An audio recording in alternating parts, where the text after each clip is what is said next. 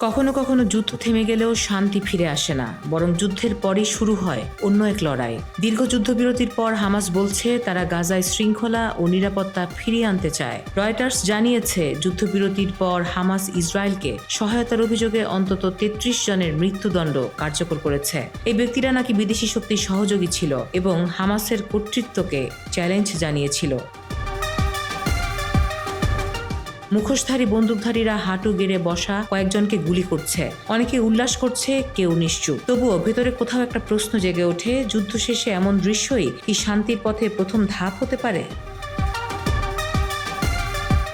Hamas বলছে তারা গাজায় নিরাপত্তা শূন্যতা সৃষ্টি হতে দেবে না। বিশ্লেষকেরা বলছেন এই পদক্ষেপের লক্ষ্য শুধু নিরাপত্তা নয়, গাজায় পুনরায় প্রশাসনিক নিয়ন্ত্রণ ও জনগণের আস্থা ফিরে পাওয়া। তবে সেই আস্থা কি সহিংসতার মাধ্যমে ফিরে পাওয়া সম্ভব? যুদ্ধের পর শান্তি গড়ে ওঠে ন্যায় বিচার দিয়ে নাকি ভয় দিয়ে? এই প্রশ্নটাই এখন গাজার প্রতিটি গলিতে প্রতিধ্বনিত হচ্ছে।